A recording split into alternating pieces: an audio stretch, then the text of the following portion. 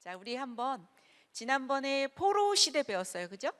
자, 오늘은 포로 귀환 시대를 배울 건데, 그래도 지난 시간에 배운 데까지 한번 복습을 좀 하고, 그리고 포로 귀환 시대로 들어가도록 하겠습니다.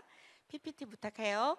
자, 우리 계속 볼 겁니다. 여러분에게 계속 보여주는 이유는 여러분들 머릿속에 넣으라고 하는 겁니다. 그죠? 저 빨간 점이 몇 년이 될까요? 931년. 저거는 무슨 점일까요? 남과 북이 분열이 되는 거죠. 그죠? 북이스라엘과 남유다로 분열이 된다. 두 번째는 722년 하면 7위가 생각나잖아. 그죠? 자, 어느 나라가 북이스라엘이 누구에게? 아수르에게 멸망을 합니다. 자, 그 다음에 세 번째 내려가면 몇 년도가 나오죠? 586년도입니다. 자, 성전이 파괴되고 유다가 멸망합니다. 누구에게 멸망합니까? 바벨론에게 멸망합니다. 자, 요거 다 외우실 수 있겠죠? 이제 머릿속에 다 들어오죠. 그죠? 자, 계속 들어와야 돼요. 우리가 구약에서 외우는 연도수는 손에 꼽아도 한 10개 정도면 될 것 같아요. 그 정도만 외우시면 여러분들이 분열왕국에도, 포로 시대에도, 포로 귀환 시대에도 앞으로 연도수를 외울 게 별로 없어요. 거의 없어요. 그래서 한 10개 정도만 외우면 되지 않을까? 자, 931년에 뭐다? 북이스라엘 남유다가 분열이 되었다. 722년에 뭐다? 북이스라엘이 아수르에게 멸망을 했다. 586은 뭐다? 남유다가 바벨론에게 멸망을 했는데 네 글자씩 외우면 뭐다? 성전 파괴, 유다 멸망이다. 요거 머릿속에다 딱 넣고 계십시오. 그러면 그 안에 어떤 연도수가 들어가거나 더 이제 나가거나 이럴 거니까 기본적으로 여러분들이 외우고 있으면 좋습니다. 두 번째로 가게 되면 우리 또 한번 보는 겁니다. 자, 아무리 보여줘도 못 외우시는 분들 분발하십시오. 이제 제가 계속 반복하지 않습니다. 왜냐? 앞으로 신약 갈 건데요. 계속 언제 이거 하고 있겠습니까? 그죠? 제가 여러분들이 헷갈리니까 계속 보여주는 겁니다. 그러나 어느 순간에 안 나옵니다. 자, 보세요. 북이스라엘 보이고 남유다가 보이죠? 북이스라엘 먼저 보세요. 첫 번째 왕이 누구였다? 여로보암이었다. 쭉 가다 보면 열왕기 상해 16장에 바로 아합이 나와요. 아합의 부인은 누구다? 이세벨이다. 그의 딸은 누굴까? 아달랴입니다. 요 아합과 이세벨이 남왕국 네 번째 왕이 누구다? 여호사밧과 결혼 동맹을 맺게 되는 것이다. 그래서 그의 아들인 여호람과 아달랴가 결혼을 하게 되고, 넘어가면 여섯 번째 아하시아가 태어나게 된다. 계속 한번 보는 겁니다. 그래서 아합과 에세벨이 전국적으로 바알 숭배를 하게 되죠. 자, 이에 걸맞는 선지자를 하나님께서 엘리트급으로 보내주십니다. 누굴까요? 엘리야입니다. 그래서 열왕기상 17장부터 16장에 아합이 나오고 17장에 바로 엘리야가 등장을 합니다. 자, 우리가 남유다 다섯 왕을 한번 외워볼까요? 첫 번째는 르호보암이죠. 우리가 보암직 하면은 얌얌 먹고 싶다. 자, 얌얌 먹었더니 기분이 어떻게 나죠? 아싸. 사는 뭐가 될까요? 여호사밧. 그 다음에 오는요 여호람이 되는 겁니다. 그러면 5번 외웠고요. 자, 북이스라엘에 아합을 다 정리한 왕이 있었으니 예후가 좋은 왕이 있다. 누구다? 예후 왕이다. 열왕기 상에서는 엘리야 얘기가 뒤에서 중심이었다면 열왕기 하에 1에서 10장 거의 그 장까지는 엘리야의 제자인 누가 중심이 된다? 엘리사가 중심이 된다. 그리고 저기 가다 보면 여로보암 2세가 있어요. 자, 이름이 여로보암과 똑같죠? 2세 때 북이스라엘의 선지자는 3명밖에 없다. 외워볼까요? 시작. 요나, 아모스, 호세아. 자, 그리고 6번째 남유다 왕으로 아까 아하시아 나왔죠? 자, 7번째는 아까 아합과 이세벨의 딸이 누가 될까요? 아달랴. 다 죽였습니다. 그래서 다 죽여 아달랴. 그런데 죽인 줄 알았지? 요아이만 남았다? 누구라고요? 요아스가 되는 거예요. 그 다음 왕은 아마도 아마샤가 될 거고, 웃으면서 시작했지만 끝에 아주 좋지 않았던 왕이 누가 된다? 우시야. 이렇게 흘러갑니다. 자, 북이스라엘에 쭉 끝까지 가게 되면 열왕기 하에 17장에 북이스라엘이 멸망을 하게 됩니다. 몇 년도가 될까요? 722년. 누구에게 망할까요? 아수르. 북이스라엘은 여기서 끝이 납니다. 자, 그리고 남유다만 남게 되는 겁니다. 그래서 내려와 봤을 때는 어느 왕으로 연결이 될까요? 히스기야입니다. 자, 히스기야 앞에 우리가 두 왕을 넣어야 됩니다. 열하나, 열둘이죠. 자, 열하나부터 요 땅 하며 시작할 겁니다. 누구 왕이 될까요? 요담이에요. 그런데 아케스, 누가 나올까요? 아하스가 나옵니다. 그러나 이 악한 왕 뒤에 하나님이 희죽 웃으시는 아주 훌륭한 왕이 났으니 누가 된다? 히스기야가 되고요. 그 다음에는 또 무지하게 악한 왕이 나오게 되죠. 므낫세. 긴 시간 동안 심심풀이로 아몬들을 즐겼으니 그 왕은 누구다? 아몬이 되는 겁니다. 자, 그 다음 넘어갑니다. 이제 북이스라엘은 위에서 열왕기하 17장에서 전부 끝났어요. 밑에 남유다는 계속 흘러갑니다. 자, 요시야가 또 훌륭한 왕으로 나옵니다. 그죠? 요시야가 나오고 앞으로 17, 18, 19, 20은 지리멸렬하게 쭉 끝나가는 왕들이에요. 그래서 우리가 아케스를 앞에서 아하스를 했죠? 그 앞에 여호만 붙입니다. 뭐가 될까요? 여호아하스. 뒤에는 우리가 긴 시드기야, 앞에는 여호야를 붙이면 된다 그랬어요. 그래서 이렇게 20왕까지 전부 다 외웠는데, 자, 잘 기억해서요. 13번에 가게 되면은 정치에서 히스기야입니다. 자, 우리 선지서 끼워 넣는 겁니다. 종교에서는 뭐가 될 것 같아요? 누가 나올 것 같아요? 세트로 나오는 사람이 있어요. 이사야와 미가입니다. 이사야가 어디를 향해서 선지 활동을 했을까요? 왕족들을 향해서. 그 다음에 미가는 누구를 향해서? 평민을 향해서. 그래서 이사야, 미가는 세트로 놓으세요. 그래서 정치의 히스기야, 종교의 누구다? 이사야, 미가다. 지나갑니다. 므낫세를 지나고 아몬을 지나서 요시야 하면서 나오면 정치의 요시야다. 그럼 종교에서 누가 나올까? 예레미야가 나오는 겁니다. 자, 그 시점으로 해서 요시야를 시점으로 앞뒤로 아마 시간들이 대충 잡아질 거예요. 근데 이게 여러분들이 한 번 공부하고 두 번 공부하고 세 번 공부하다 보면 연도수까지 전부 다 외우게 됩니다. 그래서 예레미야 같은 경우는 우리 책에서 627년경에 시작을 했다고 나오고, 하다 보면 여러분들이 그게 눈에 들어올 겁니다. 그러나 지금은 요시야를 기점으로 정치에서 요시야라면 종교에서 누구다? 예레미야다. 왜냐? 예레미야는 이제 바벨론에 의해서 유다가 멸망하는 것까지 전부 다 볼 겁니다. 그죠? 요렇게 잡고 밑에 있는 또 소선지서들이 보일 겁니다. 자, 나훔은 누구에 대한 멸망을 얘기했다? 니느웨. 그죠? 니느웨가 어디의 수도입니까? 아수르의 수도입니다. 자, 참고로 해서 612년에 아수르가 멸망을 하게 됩니다.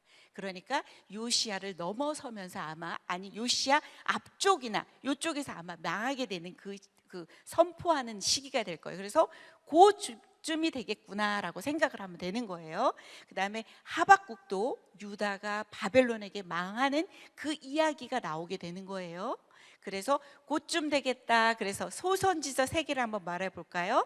스바냐, 나훔, 하박국. 이렇게 외우면 됩니다. 정치에서 요시야, 종교에서 예레미야, 스바냐, 나훔, 하박국. 이렇게 외우면 됩니다. 이제 그대로 넘어가면 우리가 김기시드기야는 지난 시간에 배웠던 포로 시대로 들어가는 겁니다. 자, 김이 누구죠? 여호야. 김 하면 누가 생각나요? 누가 잡혀갔죠? 다니엘이 잡혀갑니다. 몇 년이라 그랬어요? 605년. 요거 외워야 되는 겁니다. 자, 연도수부터 시작해 봅시다. 몇 년이다? 605년. 어느 왕 때다? 김. 그죠? 누가 잡혀갔다?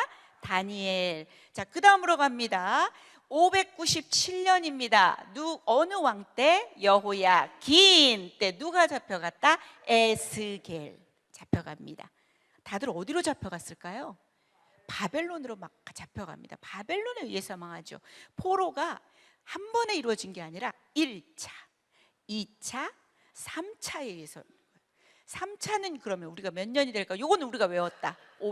586년. 어느 왕 때? 남왕국의 마지막 왕인 시드기야 때. 네 글자씩 외운다. 성전 파괴, 유다 멸망. 요것만 여러분들이 머릿속에 넣으면 열왕기 상하, 역대하 전부 다 풀립니다. 그죠? 그래서 여러분에게 제가 말씀드린 게 선지서의 주제는 뭐가 된다 그랬어요? 죄에 대해서는 심판하나 그 하나님이 어떻게 하신다? 회복하신다는 메시지를 생각을 하면 돼. 아무리 긴 대선지서일지라도, 짧은 소선지서일지라도 몇 개를 제외하고는 전부 다 죄에 대한 공의의 하나님께서 심판하시나 사랑의 하나님께서 어떻게 한다? 회복하신다. 요것만 알고 있으면 여러분들이 전부 다 헤매는 곳에서 다 꿰을 수가 있는 겁니다. 자, 요렇게 되는 겁니다. 자, 그래서 지난 시간에 우리 했던 거 다시 한번 보지 않고 한번 해볼까요? 1차 포로는 몇 년이었다? 605년. 자, 어느 왕 때였다? 여호야김이었다. 누가 잡혀갔다? 다니엘. 자, 2차 포로 갑니다. 몇 년이다? 597년이다. 누가 잡혀갔다? 에스겔. 자, 3차 포로 가게 됩니다. 몇 년이다? 586년. 어느 왕 때? 시드기야 때. 네 글자씩 갑니다. 성전 파괴, 유다 멸망. 자, 그래서 포로 시대는 작은 글씨로 밑에 쓰여 있지만 소리를 고래고래 질렀던 그 왕이 누구다? 고레스. 538년에 고레스 칙령으로 인해서 이제는 포로들이 귀환을 하게 되는 겁니다. 그 이야기를 오늘 배울 거예요.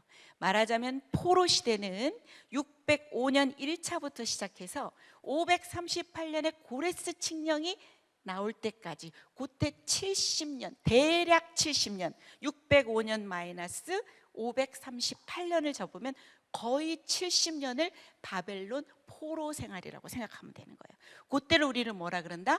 포로 시대. 그 다음 뭐가 될까요? 포로 귀환이 되는 겁니다. 자, 우리가 오늘 할 것 중에서 그래도 성경을 많이 하는 사람들도 있지만 난생 처음 성경 보는 사람들도 있잖아요, 그죠? 그래서 우리 애쉬를 한번 짚고 한번 넘어가려고 해요. 애쉬가 많아요. 보다시피 처음에 누가 있어요? 오늘 배우게 될 에스라예요. 성경에서는 약자로 뭐라고 쓸까요? 야, 요거 모르는 사람 진짜 많아요. 헷갈려요? 스예요, 스. 자, 두 번째는 에스더예요. 페르시아의 왕비였죠, 그죠? 자, 요거는 뭐로 쓴다? 에라고 씁니다. 성경 제목 두 명의 여인 중에 한 명입니다. 어떤 사람, 에스더가 여자였어요? 막 이러는 사람이 있어요. 룻은 남자가 아니었을까요? 막 이러는 사람이 있어요. 아니에요. 두 명의 여자예요. 누가 있어요? 룻과 에스더가 있습니다. 이 에스더는 유대 땅이 아니라 어느 땅에서? 페르시아 땅에서 이방 남자와 결혼을 하는 거예요. 그 사람이 누구다? 아하수에로 왕입니다. 그래서 헬라어로는 크세르크세스라고도 해요. 그렇게 결혼을 했던 사람이고요. 자, 1차 포로 귀환 후에 오늘 배우게 될 건데요, 유다 땅이 아닌 페르시아 땅에 돌아가지 않은 유다 사람들이 있었어요. 그 사람들을 구원하는 하나님의 섭리적인 보존에 대한 이야기가 바로 이 에스더의 이야기예요. 자, 그 다음에 룻은 여러분 어느 시대 인물이었어요? 복습해 보세요. 어느 시대였다? 자, 위에가 사사기면 밑에가 뭐였다? 룻기, 그죠? 그렇고 모압 여인, 이방 여인이 유대 남자인 보아스와 결혼을 해서 다윗의 누가 된다? 증조 할머니가 됩니다. 그 기억을 한번 해주세요. 그 다음에 세 번째는 에스겔은 뭐라고 나타낼까요? 겔이라고 나타내요. 그래서 우리가 약자를 쓸 때 이게 뭘까라고 하는데 처음 보는 사람들은 아마 낯설 거예요. 그것들을 보시고, 요거는 바로 포로 시대 때 우리가 2차 때 외웠죠? 몇 년이었어요? 597년. 어느 왕 때였어요? 여호야긴 때. 누가 잡혀갔어요? 에스겔. 자, 어디에서 이 사람은 선지 활동을 했을까요? 바벨론 그발강가 포로 수용소라고 생각하면 될 것 같아요. 그래서 3인의 애쉬를 잘 정리를 하십시오. 오늘 배울 때는 에스라, 에스더를 배우게 될 거예요. 그 다음에 학계, 그 다음에 스가랴를 배울 거예요. 자, 그 다음 넘어가면요, 우리 책에서 연도수는 여러분 1년 정도는 왔다 갔다 앞으로 뒤로 해요. 어떨 때는 이 사람이 이렇게 써놨다가 뒤에 가서는 8년이라고 그러기도 해요. 근데 저는 그냥 통큰을 중심으로 할 거예요. 아마 다른 강의를 듣다가 연도수가 조금 차이가 날 수도 있을 거예요. 근데 아마 1, 2년 요 정도 차이밖에 안 나는데, 우리 책에서는 포로기한 시대를 539년에, 아마 고레스 칙령인데 저는 고레스 칙령을 538년으로 외우게 할 겁니다. 400년까지입니다. 400년부터는 무슨 시대가 열릴까요? 우리 포로기한 시대 마치면 이제 뭐가 열린다? 신약이 이제 앞으로 올 거거든요. 그 시대 안에 뭐가 될 것 같아요? 중간 시대가 열립니다. 그래서 다니엘에서 얘기 나왔죠. 미래에 어떤 나라들이 오게 될 거라는 거 우리 배웠잖아요. 다니엘이 1에서부터 6장이 역사였다면 7에서부터 12장까지는 예언이었어. 어느 나라들이 나온다? 바벨론 다음에 무슨 나라다? 페르시아. 페르시아 다음에 뭐다? 헬라. 그리스를 말하는 거예요. 그리스 다음에 누가 온다? 로마. 요렇게 신구약 중간사가 400년 이후부터 흘러가게 될 겁니다. 그러면서 예수님이 오시는 그때까지 신구약 중간 시대로 가게 될 겁니다. 그래서 우리가 오늘 배울 거는 바로 고레스 칙령부터 한 400년 때까지다. 요거 기억하고 있으면 됩니다. 자, 갑니다. 요거 한번 보세요. 그냥 제가 보여드리는 겁니다. 우리가 분열왕국 시대 배웠죠. 자, 그 다음에 오는 시대가 무슨 시대였어요? 포로 시대입니다. 자, 그 다음에 오는 시대는 뭐가 된다? 포로 기한 시대가 된다. 분열왕국 우리가 너무나도 많이 했어. 자, 열왕기 하 1에서 25장 밑으로 내려와 보세요. 요렇게 소선지서를 배치를 합니다. 볼까요? 대선지서도 넣습니다. 자, 열왕기 하의 부분에 가게 되면, 자, 여로보암 시대 때 북이스라엘 선지자 3명이 있었으니 누구다? 요나, 아모스, 호세야. 북이스라엘이 그때 상장이 성장했던 시기입니다. 그 다음에 솔로몬의 그 부를 회복했던 시기라고도 나와요. 그때가 거의 한 열왕기하의 14장에 요나에 대한 이야기가 나오기 때문에 그때쯤으로 잡는다면 밑에다 이렇게 배치를 할게요. 요거는 북이스라엘입니다. 남유다로 가겠습니다. 제가 왜 히라고 했을까요? 정치에서 히스기야, 종교에서 누구다? 세트 누구? 이사야, 미가. 여러분들은 딱 물으면 이사야, 미가를 그냥 세트로 얘기할 줄 알아야 돼요. 정치에서 히스기야, 종교에서 뭐다? 이사야, 미가. 이렇게 딱 생각을 하고, 우리가 또 지난 시간에 배웠죠. 요시야가 나오는데요. 정치에서 요시야면 종교에서 누구다? 예레미야. 자, 그 밑에 선지서 넣어볼까요? 니느웨의 멸망을 얘기했던 나훔. 자, 바벨론에 의해서 유다가 망한다. 의인은 믿음으로 말미암아 산다. 누구일까요? 하박국입니다. 그죠? 그 다음에 너의 하나님 여호와가 너의 가운데 계시니 그는 구원을 베푸실 전능자이시라. 뭐죠? 그게? 스바냐. 요렇게 배치를 해봤어요. 자, 그 다음 넘어갑니다. 일단 분열왕국 시대에서 포로로 넘어갔습니다. 우리가 외웠던 겁니다. 자, 605년 뭐죠? 1차 포로. 자, 누가 잡혀갔다? 다니엘. 어느 왕 때다? 작은 글씨 보이죠? 자, 2차 포로입니다. 어느 왕 때다? 여호야긴 때다. 누가 잡혀갔다? 에스겔이 잡혀갑니다. 3차 포로로 갑니다. 몇 년도다? 586년에. 자, 그 다음에 어느 왕 때다? 시드기야 때다. 자, 4글자씩 외우면 성전 파괴, 유다 멸망, 포로 시대가 됩니다. 요게 바로 포로 시대의 끝이 538년 고레스 칙령으로 보면 되는데, 보십시오. 바로 그 포로 시대 아래에, 자, 바벨론에서 청와대 같은 곳에서 하나님은 역사의 창시자다, 주권자다, 주관자다, 미래에 오는 세대들 있지, 나라들 있지, 하지만 영원한 하나님의 나라가 온전하게 완전하게 서실 것이다. 그 얘기를 했던 선지자가 누구예요? 다니엘입니다. 그 다음에 두 번째 에스겔. 우리가 환상도 살펴봤잖아요. 예루살렘이 너무 썩을 대로 썩어서 예루살렘에서 하나님의 영이 떠나시는 거야. 하지만 거기서 끝나지 아니하고 뒷장에 가게 되면 40에서 42장에는 새 성전에 대한 환상을 보여주시고, 43장에 다시 하나님의 영이 돌아오시고, 47장에는 마른 뼈들이 살아나는 환상에 대한 이야기를 했던 선지자가 누구다? 에스겔이다. 그 다음에 밑에는 뭐다? 오바댜는 누구의 멸망을 얘기했을까요? 에서의 후손인 에돔에 대한 멸망을 얘기했습니다. 그 다음에 예레미야 애가는 586의 성전이 망하는 것, 유다가 망하는 것을 보고 그 애가를 지었으니 조 밑에다가 배치를 했습니다. 자, 갑니다. 이제 포로 시대인데 오늘 배우고 나는 거예요. 조금 이따 다시 한번 복습을 할 거지만, 자, 오늘 배울 게 바로 에스라. 밑에 보면 이제 포로도 1차, 2차, 3차 포로로 넘어갔습니다. 오늘 포로 기한도 다음 주까지 1차, 2차, 3차로 포로 귀환을 하게 됩니다. 그 밑에 이제 선지자가 누가 나오는지 알아요? 내가 할게! 그러면서 누가 나온다? 성전 재건을 도왔던 애가 바로 이 사람입니다. 애가 아니고 할아버지입니다. 내가 할게! 이러면서 나오시는 분입니다. 그 다음에 스가랴는 약자로 스기라고 씁니다. 이 사람은 쓱 들어옵니다. 성전 재건하려고. 요거 외우기 쉽습니다. 그래서 포로 귀환 시대 때는 내가 할게! 할게! 스가랴. 요 선지자 둘이에요. 요거 기억하시면 돼요. 그래서 오늘 배울 거는 에스라. 그 다음에 에스더는 뭐냐면 아까 페르시아에서 1차 귀환 후에 남아있는 유대인들이 말살될 위기에 처했는데 그 사건을 다룬 게 바로 에스더. 그리고 오늘 내가 할게! 그게 바로 이게 바로 성전 재건을 도왔던 선지자들. 그 다음에 다음 시간의 이야기지만 느헤미야 밑에 보면 말라기, 요엘이에요. 그래서 여러분들 파란색 글씨를 다 읽어보잖아. 전부 몇 권이 될 것 같아요? 선지서 몇 권입니까? 17권입니다. 대선지서 5권 포함 12권. 그래서 17권을 저렇게 배치를 하는 겁니다. 공부하시다 보면 저게 아마 눈에 들어오고 머릿속에 익혀질 겁니다. 지금은 어렵다? 그러면 심판과 회복에 대한 메시지를 하시는구나. 거의 하나님께서 남유다의 멸망을 앞두고 마음이 너무나도 급하시니까 나훔, 스바냐, 하박국 다 보내고 예레미야, 이사야, 미가 다 보내는구나. 북이스라엘은 3명밖에 없네. 그 다음에 포로 시대 넘어가고 기한 넘어가면 여러분들이 17권의 선지서들을 전부 다 놓을 수가 있는 겁니다. 이렇게 배치가 되는 거예요. 자, 한 번으로는 안 되지요. 그래서 우리 오늘 배울 거는 요것만 외우면 됩니다.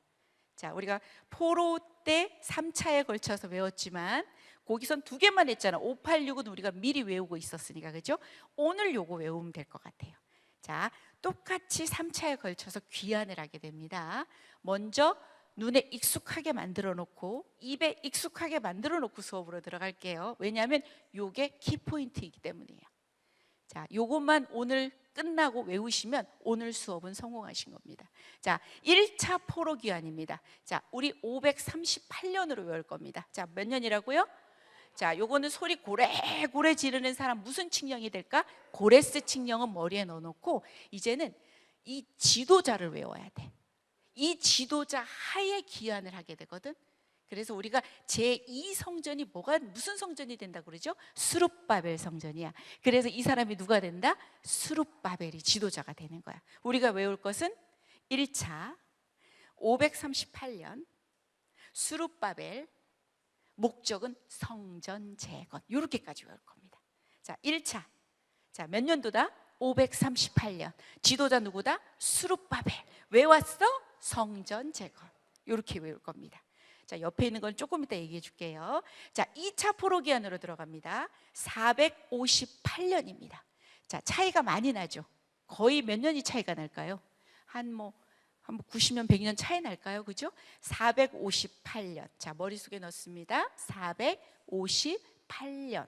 자, 다시 몇 년이라고? 458년. 몇 개만 외우면 이제 끝나요. 연도수 이제 나오지 않아요. 근데 요것만 외워 놓으시면 여러분들이 나중에 선지서도 연도수도 보면은 더 자연스럽게 흘러갈 겁니다.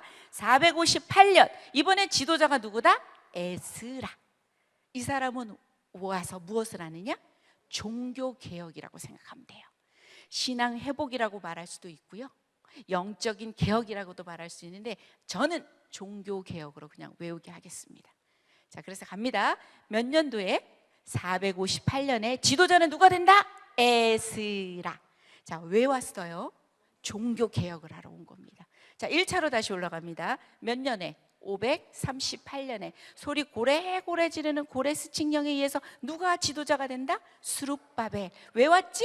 성전 재건. 2차 내려갑니다. 몇 년도에? 458년에 누가? 에스라. 왜 왔어요? 종교개혁하러. 자, 그 다음에 3차는 갑니다. 3차는 이제 445년으로 외울 겁니다. 자, 아직 처음이라 잘 안 들어오죠. 위에 2차는 458년, 자, 3차는 445년이다. 자, 누가 들어올 것 같습니까? 여러분이 잘 아는 느헤미야가 들어옵니다. 평신도 사역자 느헤미야. 자, 이 사람은 왜 왔을까요? 성벽을 재건하러 들어옵니다. 요거 세 개를 다 외우는 겁니다. 그러면 포로 시대 세 개, 그 다음에 세 개 아니죠? 두 개만 하면 되죠, 그죠? 1, 2차, 그죠? 그다음 포로 기한 세 개. 자, 옆에 있는 자 누구냐면 아까 내가 할게 이거 있잖아요. 그리고 쓱 들어오는 선지자 있잖아요. 요 선지자들의 위치가 저기가 소개가 될 거예요. 오늘 배우는 에스라에 이 성전을 재건하러 올라갔는데 잘 스무스하게 모든 게 잘 되었을까요? 아니요. 하나님의 일에는 방해가 있습니다. 하나님의 일이라 해서 방해가 없는 게 아닙니다. 그래서 중단이 됩니다. 거의 16년을 중단을 합니다. 그래서 이 사람이 내가 할게 이렇게 와서 쓱 들어와서 이 사람들이 선지 활동을 해서 성전 동료를 다 하는 거예요. 재건을. 그러고 나서 4년 만에 완성이 됩니다. 그래서 우리가 5장에 에스라 5장에 학개 스가랴 이름이 나와요. 그래서 우리가 4장까지 배우고 학개 스가랴를 넣었습니다. 그 다음에 5장을 이제 넘어갈 거예요. 그리고 1차와 2차 사이에 여러분 에스라가 몇 장까지 있을 것 같아요? 10장까지 있습니다. 그러니까 요거를 여러분들 지금 복잡할 텐데 그래도 한번 듣고 넘어가셔야 돼. 1차가 거의 1에서 6장까지입니다. 2차는 7에서 10, 저기 써 있죠, 그죠? 10장까지인데 그 사이에는 뭐냐면 60년의 시간 간격차가 있습니다. 그러니까 에스라는 1차 때 바로 에스라 1장에서 돌아온 게 아니라 에스라 7장에서 이제 에스라가 돌아오게 되는데 성전을 재건하고 나서 516년경에 재건이 되고 458년에 에스라가 돌아온다는 얘기는 그 책 사이에 60년의 시간의 간격이 있다는 겁니다. 그래서 오늘 배우게 될 때 조금 헷갈릴 수 있어요. 그래서 제가 공부할 때 에스라 1에서 4장을 먼저 나가고 내가 할게 그러면서 학계에 들어옵니다. 성전이 중단되기 때문에. 그 다음에 스가랴도 1에서 8장까지는 성전이 지어지기 전까지 이야기 때문에 그 1에서 8장을 다루고 그 다음에 다시 에스라로 돌아가서 성전 재건을 완성을 하고 봉헌을 하고 유월절을 하고 그 다음 이야기는 이제 에스더로 또 넘어갈 겁니다. 이게 그래서 연도수가 왔다 갔다 할 건데 일단 처음이니까 100% 이해를 할 생각은 하지 마시고 포로기한 시대 때 우리가 에스라 책을 들어가는구나. 1차 때 돌아가지 못한 그 민족 그 사람들을 위해서 이 에스더 이야기가 또 나오는구나. 근데 성전이 중단됐어 재건이. 그래서 학계 쓱 하며 들어오는 이 선지자들을 배우게 되는구나. 이것만 머릿속에다 기억을 하고 연도수는 아마 자연스럽게 나중에 갈 겁니다. 자, 푹 들어갑니다. 자, 1차 포로기한 몇 년입니까? 538년. 자, 누가 지도자가 됩니까? 스룹바벨이 들어옵니다. 왜 왔어요? 성전 재건. 자, 2차 들어갑니다. 몇 년입니까? 458년입니다. 누구 지도하에 돌아옵니까? 에스라. 자, 왜 왔지요? 종교 개혁하러 들어옵니다. 그죠? 자, 3차로 넘어갑니다. 몇 년일까요? 445년. 누가 지도자가 된다? 느헤미야. 왜 왔지? 성벽 재건. 요거만 머릿속에다 딱 기억하십시오. 1차 포로, 2차 포로처럼 1차 포로기한, 2차 포로기한, 3차 포로기한까지도 여러분들이 정리해서 머릿속에다 쏙 넣어 놓으세요. 자, 그러고 나면 포로기한 요거만 외우시면 됩니다. 오늘 내용이 좀 헷갈리더라도 요거를 기억하고 계세요. 자, 넘어가겠습니다. 그래서 에스라입니다. 오늘 에스라를 시작하게 될 겁니다. 여러분 한번 에스라 1장을 한번 좀 펴보세요. 에스라 1장. 성경책 모처럼만 한번 펴볼까요? 에스라 1장 한번 펴보세요.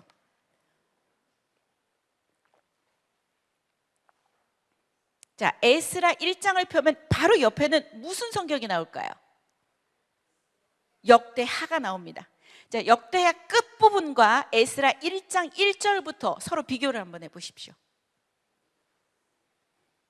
내용을 보세요. 어때요? 거의 비슷하죠? 거의 비슷하지 않아요? 자, 뭐냐면 우리가 성경을 우리가 그때 열왕기 상하를 할 때는 역대 상하를 제가 밑에다 배치했어요. 그러나 시간은 다르다고 얘기했어요.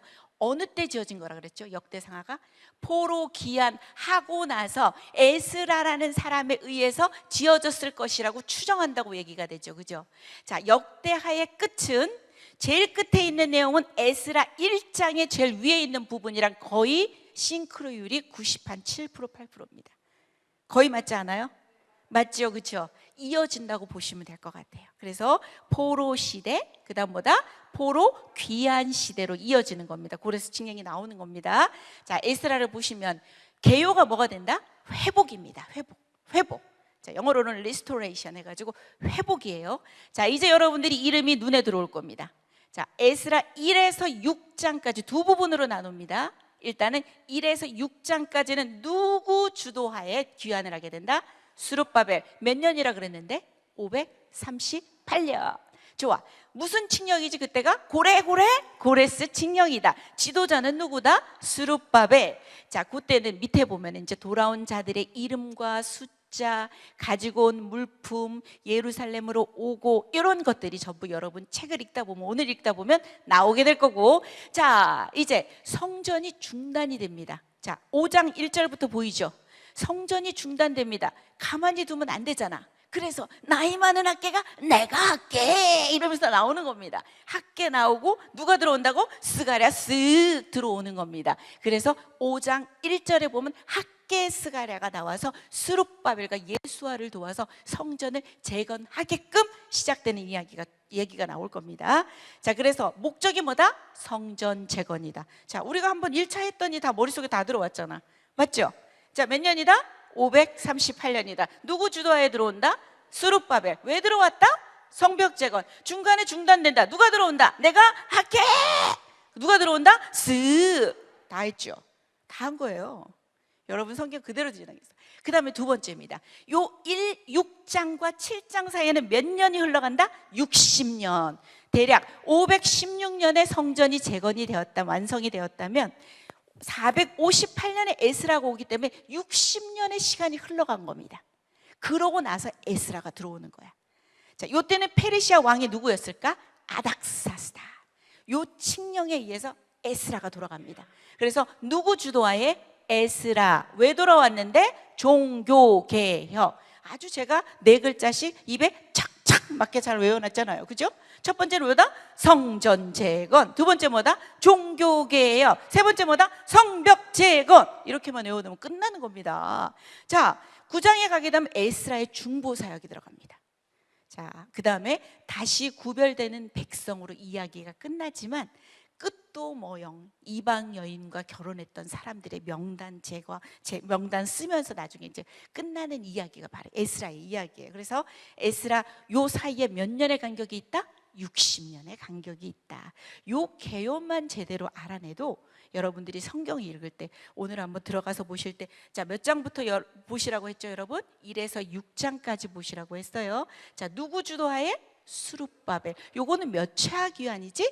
1차 귀환. 왜 왔는데? 성전 재건. 그 다음에 7장부터 10장까지는 에스라 주도에 들어옵니다. 이건 몇 차 귀환일까? 2차 귀환. 몇 년의 사이가 있었다? 60년. 왜 돌아왔지? 종교개혁. 이렇게만 외우면 돼요. 그럼 이야기가 끝나는 거야. 3차는 누구의 이야기인데? 느헤미야거든.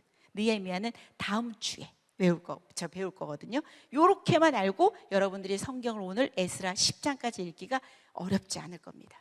자, 그래서 핵심 구절 한번 같이 읽어볼까요? 시작. 이스라엘 자손과 제사장들과 레위 사람들과 기타 사로잡혔던 자의 자손이 즐거이 하나님의 성전 봉헌식을 행하니.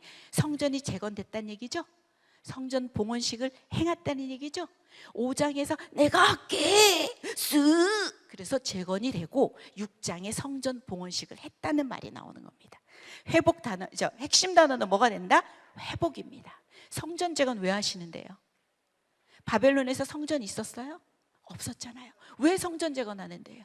왜 할까요? 왜 해야죠? 말씀을 회복하고 예배를 회복하고 성전의 회복, 이런 것들에 대한 이야기이기 때문에 이 에스라의 주제는 뭐가 된다? 회복. 자, 갑니다. 그 다음 이야기 고향 앞으로입니다. 1장 한번 내용이 쭉 한번 가볼게요. 자, 고향 앞으로 갑니다. 자, 고래고래 소리 지르는 사람이 있었으니 그 사람은 누구다? 고레스. 그래서 538년에 무슨 칙령? 고레스 칙령으로, 자, 예레미야 입을 통하여 하신 말씀을 이루게 하시려고 고레스의 마음을 감동시켰어. 그죠? 그러면서 이 사람에게, 여러분 아까 1장에 봤죠? 예루살렘, 유다 백성들은 예루살렘에 올라가서 성전을 건축해라. 역대하의 끝에 있는 내용과 에스라의 1장의 앞에 부분은 거의 유사합니다. 그런데 이게 확 있어진 일이 아니야. 이미 이전에 여러분들이 배웠어. 맞죠? 언제 배웠을까요? 이사야. 거의 우리 책에서는 150년 전이라고 하지만 어떤 책에서는 200년 전이라고도 해요. 예언입니다. 이사야의 44, 45장에 보면 고레스라는 이름이 나와. 그때가 몇 년이었는데 이사야는 거의 740에서 680년 정도의 사역을 했던 인물이야. 근데 지금의 몇 년이야? 거의 538년이란 말이에요. 그러면 150년, 200년 전의 예언의 이야기가 성취가 되는 겁니다. 그 다음에 예레미야도 바벨론에서 너희들 70년 있잖아. 이제 앞으로 너희들 돌아갈 거야. 그것을 바로, 그러니까 예언에 대한 성취예요. 성경은 그냥 나오지 않아요. 우리가 신약에서 예수님을 배울 거지만 끊임없이 구약에 예수님에 대한 예언들이 나옵니다. 어디서 태어나실 거고, 그분은 어떤 사역을 하실 거고, 고난받는 종으로서 어떤 모습으로 올 거고, 스가랴에서도 오늘 나오겠지만 겸손과 평화의 왕으로 나귀 새끼를 타고 오실 거고, 끊임없이 예언들이 나오고 성취가 나오는데, 이 오늘의 이 사건 또한 예레미야와 이사야의 바로 예언이었다는 겁니다. 우리가 살펴보면 돼요. 예레미야의 예언을 여러분들 한번 읽어볼까요? 29장 10절입니다. 시작. 여호와께서 이와 같이 말씀하시니라. 바벨론에서 70년이 차면 내가 너희를 돌보고 너의 선한 말을 너희에게 성취하여 너희를 이곳으로 돌아오게 하리라. 아멘이죠, 그죠? 그대로 그 전에 얘기했던 그 말씀 그대로 진행하신 하나님입니다. 이방의 왕을 감동시킵니다. 고레스를 감동시킵니다. 그죠? 그래서 칙령을 내려서 돌아가게끔 하는 겁니다. 자, 2번도 보십시오. 이사야에도 예언이 나와 있어요. 같이 읽어볼까요? 시작. 내가 공의로 그를 일으킨지라. 그의 모든 길을 곧게 하리니 그가 나의 성읍을 건축할 것이며 사로잡힌 내 백성을 값이나 갚음이 없이 놓으리라. 만군의 여호와의 말이니라 하셨느니라. 오늘 가서 이사야를 보시면서 44, 45장을 보시면 고레스에 대한 이야기가 분명하게 나옵니다.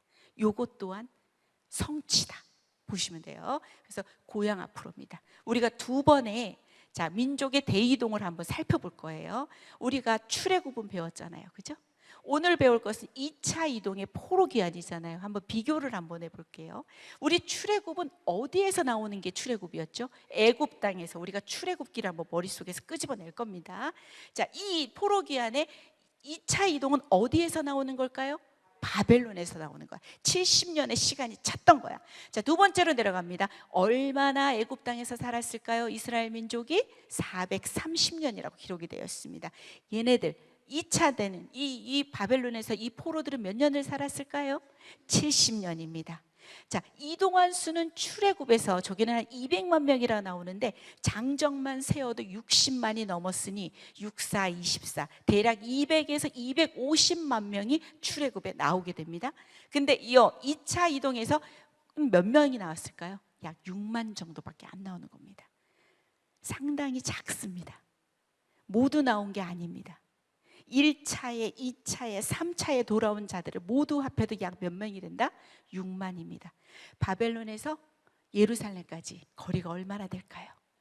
장장 1600km입니다. 자, 그것을 배 타고 갔을까요? 비행기 타고 갔을까요? 아니면 택시 타고 갔을까요? 뭐 카카오티를 불렀을까요? 안 되잖아요, 그죠? 다 걸어갑니다. 여러분, 서울에서 부산이 몇 킬로입니까? 거의 400km 잡으면 서울 갔다 부산 왔다, 서울 갔다 부산 왔다. 자동차로 한 번 가는데 4시간 반에서 5시간입니다. 그 거리를 어떻게 왔다? 걸어서. 하나님의 언약, 남은 자가 아니고서는 돌아올 수 없는 길입니다. 아무나 오지 않습니다. 왜? 페르시아 땅이 훨씬 더 살기 좋은데? 맞잖아요, 그렇지 않아요? 예루살렘에는 다 쫓아내고 뭐예요? 비천하고 천한 자만 남겨놨다 그랬어. 그 땅이 얼마나 황폐했겠어. 내가 이 땅에서 너무나 살기 좋고 안정적인데 왜 돌아가? 그러나 6만은 돌아갑니다. 그래서 하나님께서 엘리야를 통해서도 바알에게 무릎 꿇지 않은 7,000명의 사람을 남겨놨다. 그 남은 자가 또 돌아간다. 나중에 남은 자 하다가 뭐예요? 바로 여러분들도 다 남은 자가 되는 겁니다. 그죠? 맞죠? 우리 남은 자들, 그죠? 자, 이렇게 돌아갔고요. 그 다음에 여행 기간은 출애굽은 어떻게 됐죠? 40년이에요. 40년. 자, 2주나 이 정도면 들어갈 거리를 인생 낭비합니다. 여러분 기억나요? 어디서? 가데스바네에서 반역 사건이 일어났었잖아요. 그죠? 그러나 여기 2차에서는 얼마에 걸쳤다? 100년에 걸친 3차 기한이라는 얘기는 538을 시작해서 445를 생각하면 거의 100년이라는 생각을 하게 되는 겁니다. 자, 그 다음 내려가면 인도자가 누구였어요? 출애굽기 생각해 보세요. 누구였다? 모세. 그의 형 아론. 자, 그 다음에 누가 있었다? 가나안 땅에 직접 들어간 사람은 누구다? 여호수아. 그런데 우리가 이번에는 이제 바벨론에서 돌아오는 이 사람들은 누구야? 첫 번째 1차 기한의 지도자 누구다? 스룹바벨. 자, 그 다음 2차 기한의 지도자 누구다? 에스라. 3차는 누구다? 느헤미야. 이렇게 오는 겁니다. 자, 출애굽의 목적은 뭐였어요? 가나안 땅으로 가는 거잖아요. 그죠? 약속의 땅으로 가는 겁니다. 자, 이 기한의 목적은 뭐가 될까요? 성전 재건, 성벽 재건. 이렇게 생각하면 되죠. 머리 딱 나오잖아요. 여러분 눈에 딱 익지 않아요? 아, 1차 성전 재건, 3차 성벽 재건, 에스라 종교개혁. 이렇게 기억하면 되는 거예요. 자, 그 다음에 현실의 문제들이 있었습니다. 출애굽할 때 어떤 문제들이 있었어요? 광야를 지나야 했습니다. 그죠? 홍해를 건너야 했습니다. 수많은 대적들이 있었습니다. 그러나 2차 이동의 포로기한의 문제점들은 뭐가 있었을까요? 폐허가 된 땅입니다. 맞죠? 그죠? 그 다음에 뭐예요? 자원도 부족했을 거고 주변에 그런 방해들도 있어요. 오늘 그래서 성전 재건에 방해꾼이 나오는 겁니다. 자, 그 다음 보십시오. 어떤 실패를 했을까요? 출애굽에서는 불평과 불순종을 했고 요 기한에는 무슨 문제들이 있었다? 두려움과 낙심이 있어서 재건하려던 성전이 중단이 되는 겁니다. 성벽도 52일 만에 후다닥 지어집니다. 왜냐하면 그 앞에도 엄청나게 방해 세력들이 나옵니다. 이 성전 재건도 엄청 빨리 이루어져야 되는데 근 20년에 걸친 공사가 진행이 되는 겁니다. 그렇게 된 거예요. 그다음에 어떤 성공을 했을까요? 마침내 출애굽은 어떻게 됐죠? 약속의 땅을 차지했고 2차 이동에는 어떤 게 됐다? 예루살렘 성전과 성벽을 재건합니다. 여러분 교훈을 한번 밑에 1차 출애굽의 교훈을 한번 큰 소리로 읽어보세요. 시작.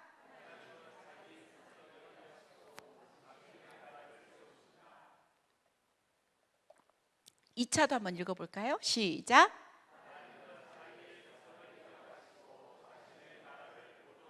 자, 요렇게 여러분들이 한번 생각을 해보면 될 거예요. 결국 1차 어떤 출애굽이라면 2차 출애굽이라고도 볼 수가 있는 거예요. 네, 이렇게 넘어갈게요. 자, 3장에 이제 성전 재건이 시작이 됩니다. 성전 재건이 시작이 됩니다. 제단을 재건을 합니다. 그래서 제단을 다시 세우고 하나님 율법에 따라서 번제를 드리고 신앙 회복의 중심은 무엇이다? 예배의 회복인 것을 보여줍니다. 절기 지킵니다. 초막절, 매일의 번제, 월사, 규례대로 절기 제사들을 드립니다. 자, 성전의 기초를 놓습니다. 자, 어떤 소리들이 들렸을 것 같아요? 성전의 기초를 놨을 때. 질문, 어떤 소리가 들렸을 것 같아요? 두 소리가 함께 들렸거든. 자, 한쪽은 어떻게 했다? 통곡을 하고 한쪽은 어떻게 했다? 통곡한 사람들은 왜 통곡했을까? 옛날에 솔로몬의 성전을 봤던 사람들이거든. 그 솔로몬 성전의 영광을 봤던 사람들은 아이고 어떡하다 우리가 이렇게 됐을까, 어떻게 하나님의 성전이 이렇게 되었을까, 이런 통곡 소리가 들린 반면에 저기서 또 젊은 사람들은 있잖아, 못 봤잖아. 하지만 이제 우리가 하나님께 예배를 드릴 수가 있구나. 비록 초라할지라도 우리는 예배를 드릴 수가 있어. 성전을 제간다. 와! 그래서 와! 이 소리가 저렇게 나왔다는 얘기입니다. 노란 글씨 보십시오. 즐거이 부르는 소리와 통곡하는 소리를 백성들이 분간하지 못하였더라. 기쁨과 슬픔이 섞인 감동적이면서도 아주 가슴 아픈 장면입니다. 자, 그 다음에 가세요. 성전, 우리가 요 앞에 나왔던 건데 몇 가지만 살펴볼게요. 여러분, 성전의 가장 원형이 뭐가 됐을까요? 제일 처음에 나온 게 뭘까요? 성막입니다. 그래서 요거는 뭐라고 한다? 움직이는 성전이라고 보는 거예요. 요거는 누가 했을 것 같아요? 기억나요? 출애굽기? 자, 출애굽기를 세 부분으로 나눈다. 1에서 18장까지는 뭐다? 구원. 자, 19장에서 24장까지는 뭐다? 율법. 25장부터 40장까지는 뭐다? 성막. 그래서 성막, 하나님이 성막 설계도 주셨고 하나님의 방식대로 지어야 했던 것입니다. 이게 바로 성전의 거의 처음 되는 원형이라고 보시면 되는 겁니다. 움직이는 거야. 왜냐하면 이동을 했어야 되니까. 자, 두 번째 들어갑니다. 여러분들이 통일왕국 시대 때 배웠던 어느 성전이다? 솔로몬 성전이다. 다윗이 계획했지만 누가 건설했다? 솔로몬이 건설했다. 요 솔로몬 성전은 누가 파괴했을까? 4살짜리밖에 안 되는 요 느부갓네살이 와가지고 유다 멸망, 성전 파괴 586년. 그죠? 그래서 586 보이죠? 자, 그 다음 갑니다. 이번에 여러분들이 들어와서 짓는 이 성전이 뭐다? 1차 지도자가 누구다? 수룹바벨. 그래서 이 성전의 이름이 뭐다? 수룹바벨 성전이다. 수룹바벨이 구상하고 수룹바벨과 유다인 장로들이 건설하고, 요거는 언제 또 이렇게 더럽혀졌냐면 안티오쿠스 에피파네스라고, 우리가 신구약 중간 시대에 가면 셀루쿠스 왕조에 완전히 유다 그 예루살렘 성전을 더럽혔던 아주 유명한 인물이 바로 안티오쿠스 에피파네스예요. 4세거든요. 요거에 이래서 169년쯤, 그래서 요때 바로 하누카 성전을 청소하는, 깨끗게 하는 마카비 혁명의 이야기들도 다음 시간에 아마 얘기가 될 거예요. 이렇게 나중에 이 수룹바벨 성전은 더럽혀집니다. 넘어옵니다. 헤롯은 자기 신분이 별로 좋지가 않았어. 에서의 후손인 에돔 쪽에 가깝단 말이야.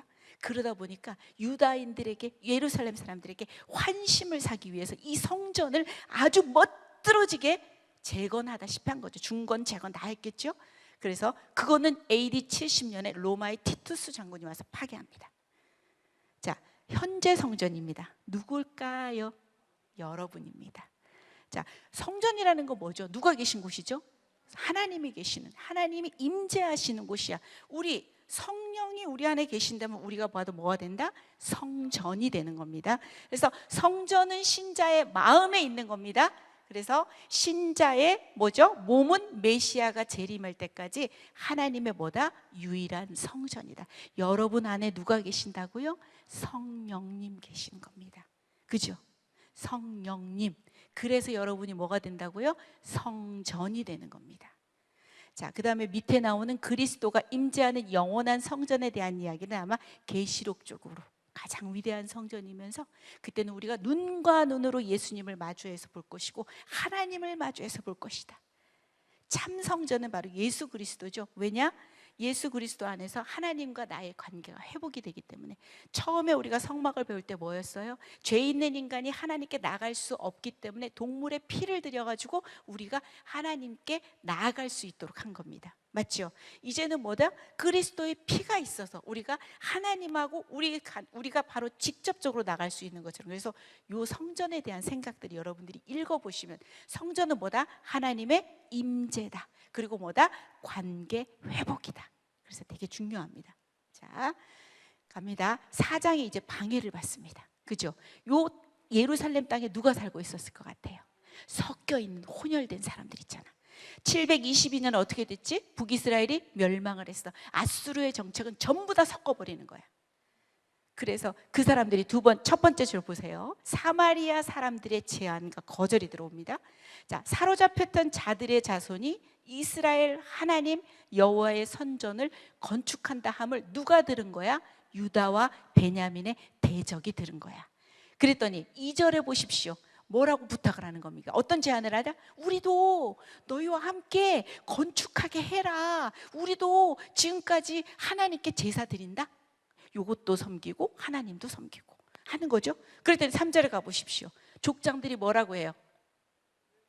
우리 하나님의 성전을 건축하는데 너희는 뭐다? 상관없다. 우리가 이렇게 선포할 수 있어야 될 것 같아요. 대적이 올 때 상관없다. 상관없다. 그죠? 상관없다. 딱 하면서 홀로 우리가 건축하리라 이러면서 나오는 겁니다. 자, 4장 넘어가서 방에 공작이 들어갑니다. 그 다음에 여러 왕이 지나갑니다.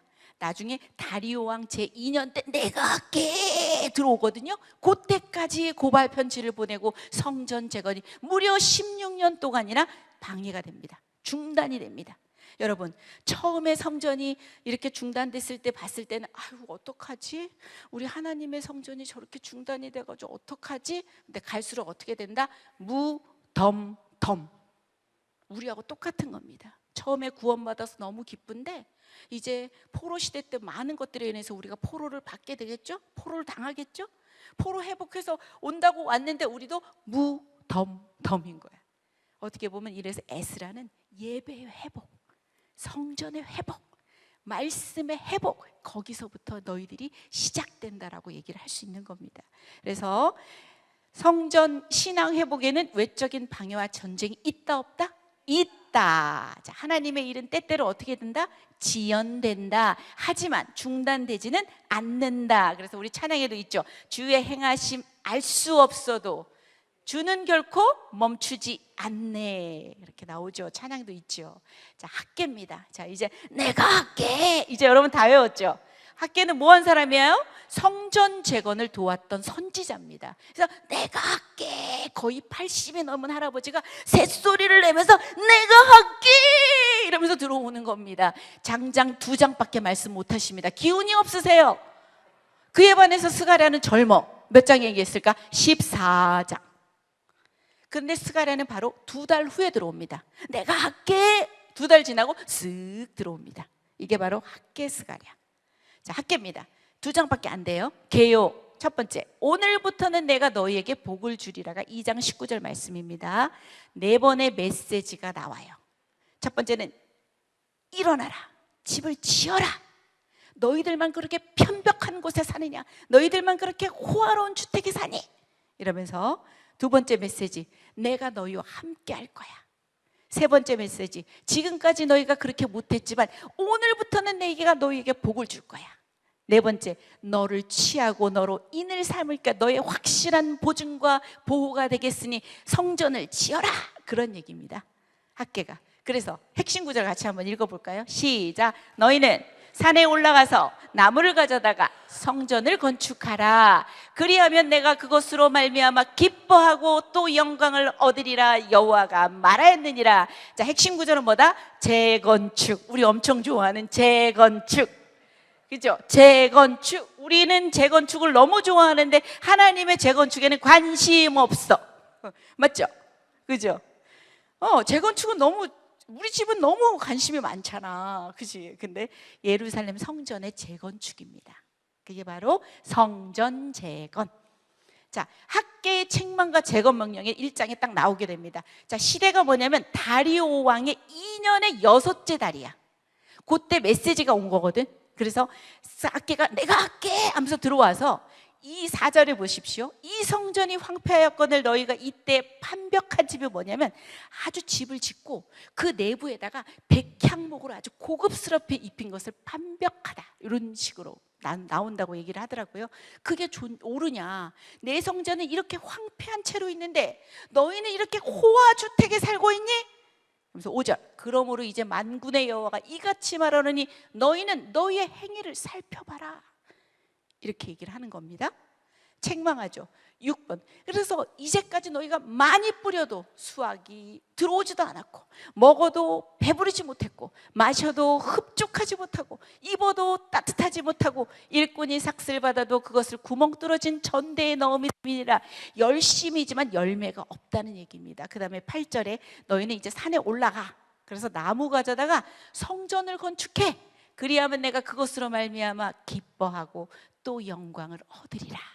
여호와가 말하였느니라. 그러니까 성전 건축을 명령하시는 하나님에 대한 메시지를 학계를 통해서 얘기를 하시는 겁니다. 여호와가 말하노니 내가 너희와 함께 하니라. 백성들의 마음을 감동시키고 성전 공사를 시작하게 한다. 자, 2장에 대한 얘기입니다. 성전의 영광에 대한 격려를 하는데요. 자, 이전 영광이 바로 솔로몬의 영광만도 못하잖아요. 지금 보면 이 솔로몬의 영광은 엄청나잖아, 그죠? 지금 현재는 어떻게 보면 초라하고. 그렇지만 자, 두 번째 2장 9절을 한번 크게 한번 읽어볼까요? 시작. 이 성전의 나중 영광이 이전 영광보다 크리라. 만군의 여호와의 말이니라. 내가 이곳에 평강을 주리라. 만군의 여호와의 말이니라. 자, 그리고 두 번째 정결과 축복에 대한 교훈이, 여러분 성경을 읽다 보면 뭐 옷이 뭐 전염이 되고 어쩌고 거룩한 곳에 쌌는데 뭐 이런 얘기가 나올 거예요. 거룩은 전염되지가 않지만 무엇은 전염이 된다? 부정은 전염이 됩니다. 백성들의 행위와 제사가 부정했음을 지적을 하고요. 성전이 지어지지 않고 있는 한 모든 것이 오염되어 있고, 그렇지만 하나님의 회복의 은혜의 선언이 들어옵니다. 오늘부터는 내가 너희에게 복을 주리라 이러면서 나옵니다. 자, 그리고 3번 스룹바벨에 대한 약속을 하시는 거야. 인장으로 삼겠다. 인장으로 삼겠다. 그러면서 이 스룹바벨이 하나님의 그 명령을 수행하는 스룹바벨의 사명을 보증해 주시고 확인해 주시고 보호해 주시는 메시지를 이렇게 남깁니다. 그래서 이렇게 학계는 이렇게 구성이 되어 있어요. 보면 여러분들이 너무 짧을 거야. 그래서 그냥 다른 거 다 있더라도 내가 할게 이거 기억하면 돼요. 그러면 이 학계 선지자, 아, 성전 재건을 독려했던 선지자구나. 중단된 성전 공사를 보면서 그 성전 재건을 다시 독려했던 선지자구나. 자, 됩니다. 우리는 바로 우리 몸이 어떻대요? 읽어볼까요? 시작. 너희 몸은 너희가 하나님께로 받은 바 너희 가운데 계신 성령의 전주를 알지 못하느냐? 너희는 너희 자신의 것이 아니라 값으로 산 것이 되었으니 그런즉 너희 몸으로 하나님께 영광을 돌리라. 성령을 모시고 있는 여러분이 바로 뭐다? 성전입니다. 자, 그래서 나는 예비자입니다. 나중에 한번 시간이 되면 한번 찬양해 볼게요. 이제 스가랴가 어떻게 들어온다고? 스. 그래서 스에다 기역 붙인 게 스가랴의 약자예요. 스. 자, 익혀져요 머릿속에? 내가 할게. 스. 2달 후에 이렇게 들어오는 겁니다. 그래서 시온을 위한 열정인데 요거 기억을 딱 이렇게만 하면 돼. 1에서 8장까지. 그 다음에 9에서 14장까지 이렇게 나누고, 앞에는 성전 건축 전의 이야기, 뒤에는 아마도 몇십 년이 지났을 것 같아. 9장부터는 성전 건축 후의 이야기. 그래서 이 스가랴에는 메시아에 대한 예언이 많이 나와요. 물론 환상도 앞에 문에 나와요. 이 앞부분은 뭐다? 성전 재건에 대한 독려, 요 학계와 비슷한 메시지라고 생각하면 돼요. 그래서 요런 환상이 7개가 환상이 나와요. 어떻게 보면 7, 8일 수도 있는데요. 자, 요렇게 나오는데 첫 번째가 뭐래요? 4마리의 말이에요. 여러분 읽다 보면 이게 뭐지? 라고 생각할 건데 조금 이따 무슨 내용인지 살펴볼게요. 두 번째는 어떤 게 나온대요? 4뿔과 4대장장이가 나옵니다. 세 번째는 측량줄에 대한 얘기. 네 번째는 여호수아의 옷을 새로 입히는 거. 그 다음에 5번째는 금촛대, 날아가는 두루마리, 에바 속의 여인, 넉대의 전차. 이렇게 환상이 나올 겁니다. 자, 그 다음 이야기는 후기 예언이에요. 이게 바로 메시아, 세목자가 왕으로 오시고 그로 인한 시온의 축복, 메시아에 대한 메시지가 엄청 많이 들어있어요. 그 다음에 시온의 최종적인 진통과 승리에 대한 이야기가 9장에서 14장이구나. 성전 건축 후에 몇십 년이 지나고 아마 그 후의 이야기겠구나. 어떻게 보면 저기 메시아까지 예언하는 그런 이야기구나 라고 생각을 하고 그렇게 가면 되고요. 핵심 구절 한번 같이 읽어보겠습니다. 시작. 여호와가 이같이 말하노라. 내가 시온에 들어와 예루살렘 가운데 거하리니 예루살렘은 진리의 성읍이라 일컫겠고 만군의 여호와의 신은 성산이라 일컫게 되리라. 산은, 그다음에 핵심 단어가 뭐가 된다? 예루살렘. 그때만 해도 스가랴 시대까지만 해도 예루살렘이 아주 폐허로 남아있는 거죠. 왜냐하면 성전이 재건되려다 중단이 됐잖아요. 그죠? 다시 재건될 도성의 모습, 앞으로 영원히 설 도성의 모습을 보면서 하나님의 기쁨을 보여준다. 스가랴 슥 들어가면 됩니다. 몇 개만 살펴볼게요. 여러분들이 공부하시면서 책에 있는 내용 그대로입니다. 첫 번째 봅시다. 네 마리의 말이네요. 이 환상은 무엇을 나타낸대요? 열방에 대한 심판과 이스라엘의 재건을 나타낸대요. 그 다음에 네 뿔과 네 대장장이도 한번 볼까요? 네 뿔은 뭘 나타낸대요? 세상의 4대의 세력들을 나타내고, 네 대장장이는 무엇을 나타낸대요? 그 뿔들을 심판할 하나님의 사자. 통큰 통독에도 있고 제가 조장님들한테도 이렇게 카톡으로 보내드렸거든요. 그래서 조장님들 필요하시면 부탁하시면 될 것 같아요. 그 다음에 측량줄은 뭘 나타낸대요? 장차 하나님께서 예루살렘을 재건하고 영화롭게 일으켜 세울 것임을 의미한다. 이런 것들 쭉 보시면서 여러분들이 한번 읽어보시고, 1에서 8장까지는 이런 내용들, 환상이라 어렵지만 이렇게 풀어놓은 의미들을 보면서 여러분들이 접근을 하시면 될 것 같아요. 자, 그래서 스가랴 4장 6절에는 이게 힘으로 된다고 말해요. 이게 능으로 된다고 말해요. 뭐로 된다고 말해요? 오직 나의 영으로. 성전 제거는 누구의 능력이 아니다? 인간의 능력이 아니다. 뭐다? 하나님의 성령의 도우심으로 가능하다는 선언입니다. 자, 갑니다. 자, 7장 8장에 가잖아요. 그러면 금식에 대한 이야기가 나올 거예요. 그런데 금식이 가장 중요한 것이 아니라는 거, 여러분들이 이제 너무 많으니까 좀 넘을게요.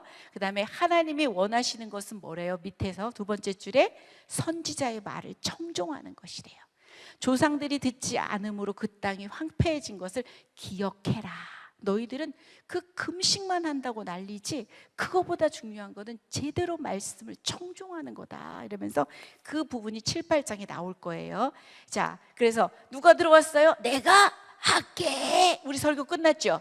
그 다음 누가 들어와요? 쓱 들어와가지고 다시 시작되는 성전공사입니다. 다시 시작됐어요. 그죠? 열심히 이제 일이 진행되고 있겠죠? 자, 그 다음에 이제 어디로 이어진다? 에스라 5, 6장으로 이어지는 거야. 그래서 1절에 보십시오. 여러분 에스라 5장에 가면 누가 나온다? 내가 할게. 스가랴. 2절에 보면 스룹바벨이 나오고 예수와는 1차 기한했던 인물들이고 성전 재건과 관련되죠. 예루살렘에 있는 하나님의 성전을 다시 건축하기 시작함에 이렇게 나온 겁니다. 그래서 성전 재건을 어떻게 했다? 다시 시작을 하고 이제는 음모가 아니라 지원을 받는 거야. 지원. 그거 안 도와주잖아. 너희들 가만두지 않을 거야. 그러면서 왕의 명령으로도 내려주는 겁니다. 그 다음에 4년 만에 이 성전은 어떻게 된다? 재건. 그러고 처음으로 무엇을 지켰다? 유월절. 이렇게 지키는 겁니다. 자, 이제 에스더가 나오는 겁니다. 에스더. 우리가 에스라 했죠? 그 다음에 학계 스가랴 했죠? 그 다음 누구예요? 에스더. 그 다음에 뒤에 좀 안 한 부분이 이제 에스라 좀 남은 부분들을 넘어갈 거거든요. 근데 오늘 에스더. 에스더는 여러분 너무 잘 아는 이야기 아니에요? 그죠? 자, 에스더 하면 무엇이 생각나요? 죽으면 죽으리다. 이러면서 누구에게 나가죠? 왕에게 나갔던 그 여왕의 이야기입니다. 요거는 있잖아요. 스토리처럼 도입, 전개, 절정, 위기, 결말 이런 스토리로 이렇게 잘 연결이 돼요. 그리고 디렉터는 누가 될 것 같아요? 감독, 하나님이 되십니다. 하나님이라는 이름이 직접적으로 나오지 않지만 여기는 하나님의 섭리가 곳곳에서 발견이 됩니다. 그래서 개요도 뭐가 된다? 섭리적 보존. 아까 에스라는 뭐라 그랬어요? 회복. 외워야 됩니다. 에스라는 뭐라고요? 회복. 에스더는 뭐라고요? 섭리적인 보존입니다. 자, 인물들을 한번 볼게요. 자, 첫 번째 나온 왕비가 누굴 것 같아요? 그 당시 왕비가 누구였다? 와스디. 우리 이름을 이렇게 익숙하게 익혀놔야 이야기 속으로 들어갑니다. 그 다음에 폐위가 되고 누가 즉위를 하게 될까요? 에스더. 자, 그 다음에 이 음모를 아주 부리는 한 사람이 있었으니 그 이름은 누구다? 하만. 그 다음에 알게 모르게 모르드게가 나올 거예요. 에스더는요 모르드게의 이야기로 거의 시작해서 아마 모르드게의 이야기로 끝난다고 봐도 될 것 같아요. 2장에도 보면은 모르드게도 많이 나오고 거의 끝에도 모르드게가 영광을 받는 그 이야기까지도 이렇게 나아갈 거거든요. 그래서 모르드게도 이제 기억을 하고요. 자, 그다음 넘어가면 5장까지는 이렇게 되고 8장에서 10장까지는 그 위기를 해결하는 이야기입니다. 그래서 하만이 처형을 당하는 완전히 절정의 사건들을 보게 될 것이고, 유대인을 말살하려고 했는데 도리어 어떻게 된다? 유대인이 다른 그 사람들을 죽이는 그 사건이 되는 겁니다. 그래서 부르라는 게 바로 제비 뽑는다는 걸 얘기하는 거거든요. 이 절기 이름이 뭐다? 그래서 부림절이 탄생했다는 것을 여러분들이 기억하면 돼요. 그래서 나중에는 모르드게가 수상이 되는 장면까지 가게 됩니다.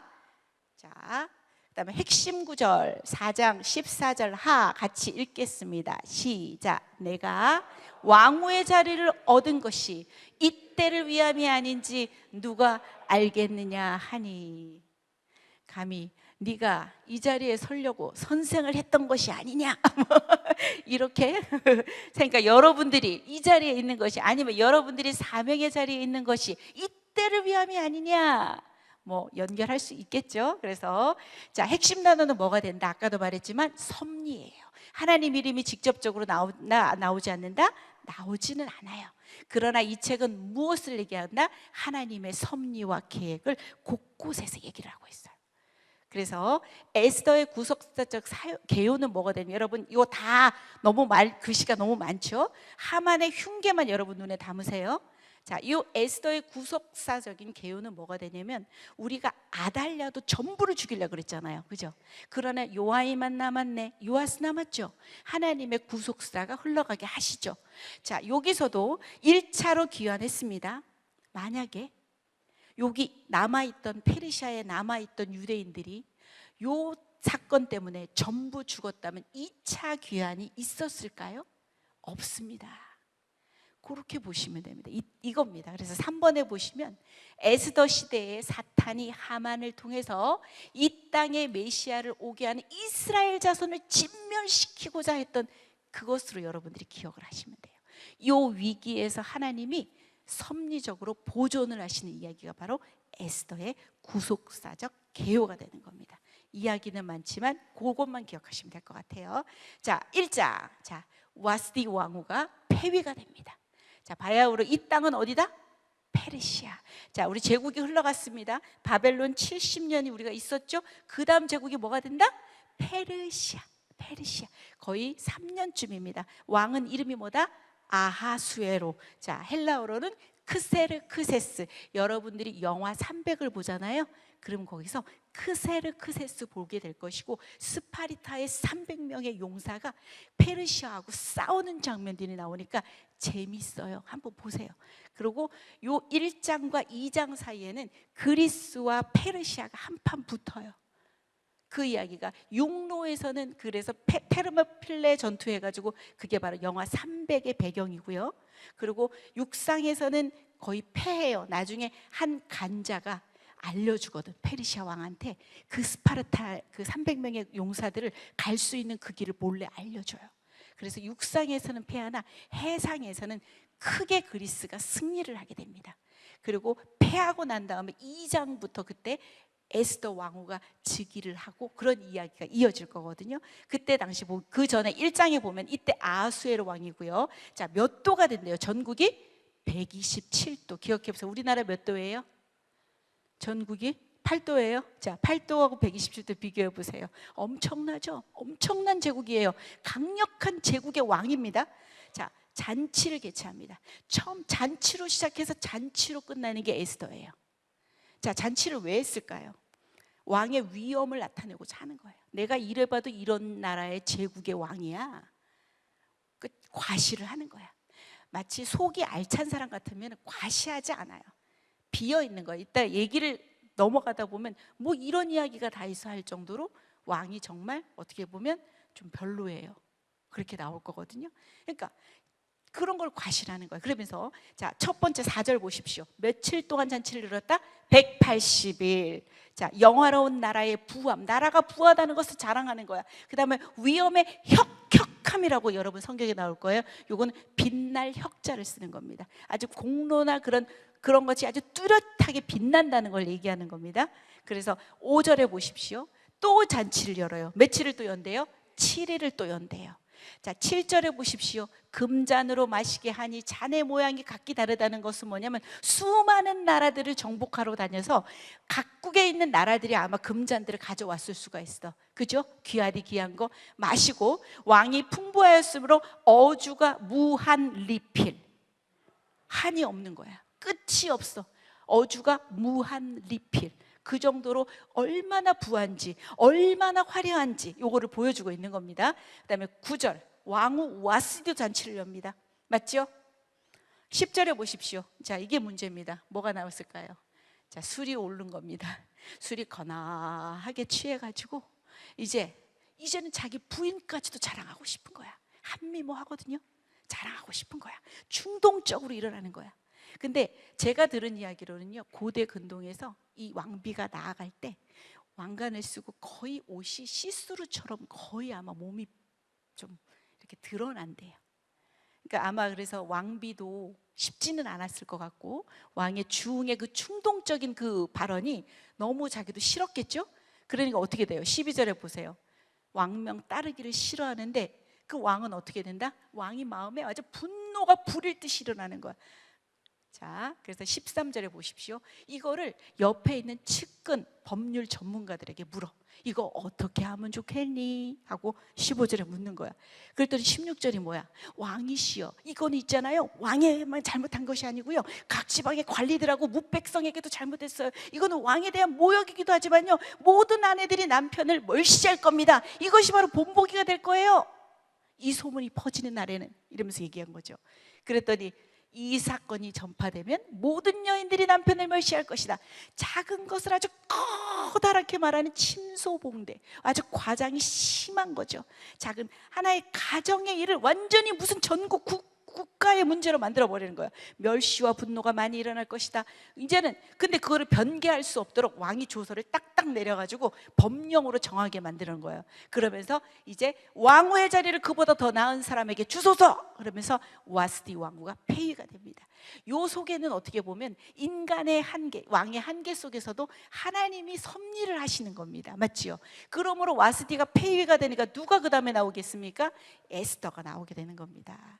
그래서 에스더가 왕후가 되는 겁니다.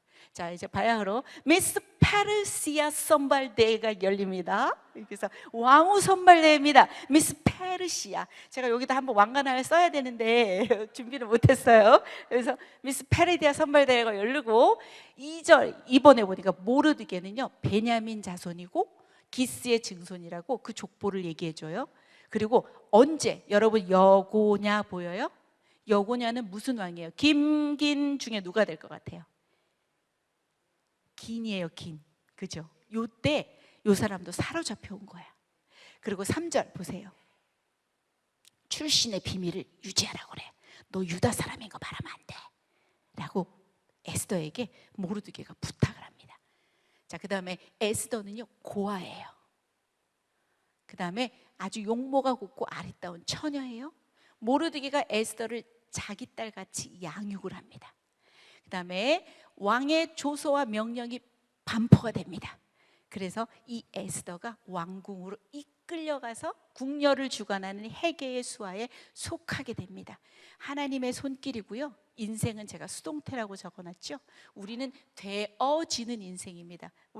내가 아무리 노력해서 되려고 해도 되어지는 인생이 되는 겁니다. 이끌려왔고 그 다음에 사랑을 받고 이런 이야기들을 보면 거의 수동태의 인생에 대한 얘기들이 나와요. 마치 요셉이 또 그랬던 것처럼.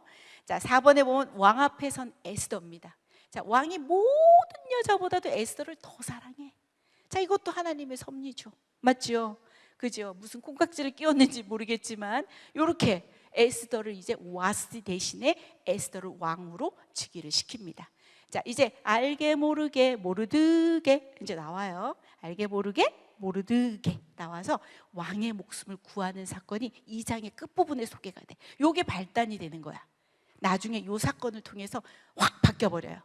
그래서 1번 왕의 내시 두 사람이 빅단과 데레스라는 사람이 왕을 죽이려는 음모를 꾸미는 것을 이 모르드게가 알게 된 거야.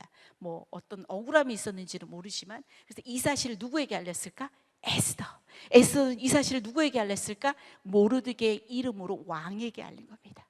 그래서 그 넷이 두 사람은 어떻게 됐다? 나무에 달려. 이 사건은 어디에 기록이 됐다? 궁중일기. 자, 3장입니다. 이제 하만이 승진을 하게 됩니다. 완전히 다른 모든 지위보다 아주 높아집니다. 왕 다음에 2인자로 하만의 승진이 되게 됩니다. 그래서 왕의 모든 신하들이 하만에게 꿇어서 절을 해야 합니다. 근데 알게 모르게 모르드게는 했을까요? 안 했을까요? 절대로 안 합니다. 아주 뻣뻣합니다. 절대로 무릎을 꿇지 않는 모르드게, 너는 어찌하여 왕의 명령을 거역하느냐? 그래서 날마다 권하는 거야. 모르드게가 그런데 안 들어. 자기는 유다이니까지도 또 알려. 그들이 모르드게의 일이 어찌되나 보고자 하여 하만에게 그 이야기를 전하는 거지. 그래서 매우 분노하는 하만이야. 분노하겠죠.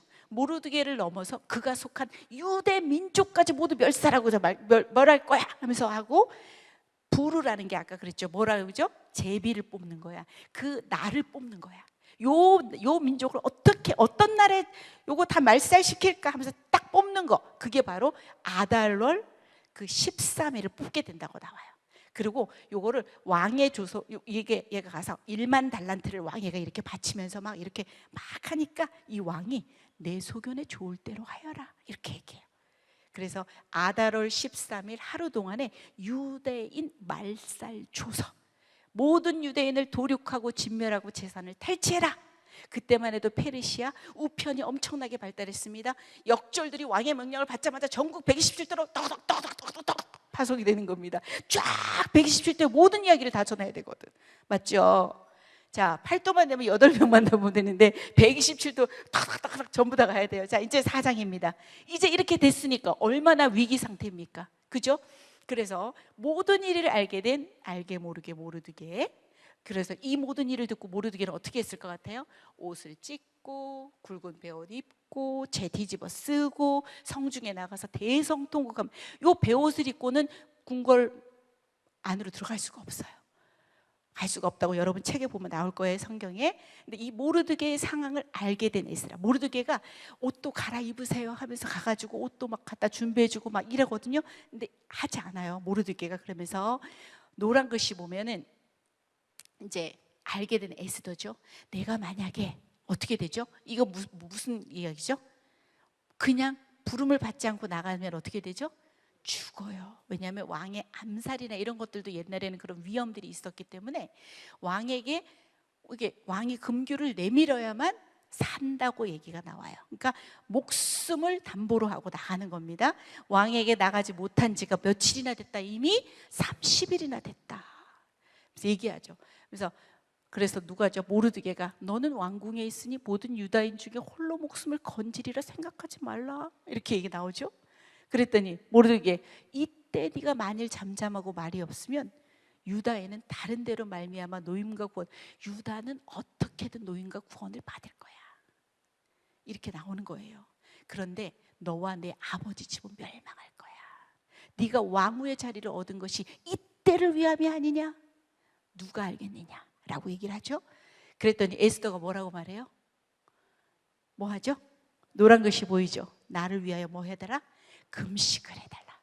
밤낮 3일을 먹지도 말고 마시지도 말고 나도 내 시녀와 더불어서 금식한 후에 규례를 어기고 왕에게 나아가겠다.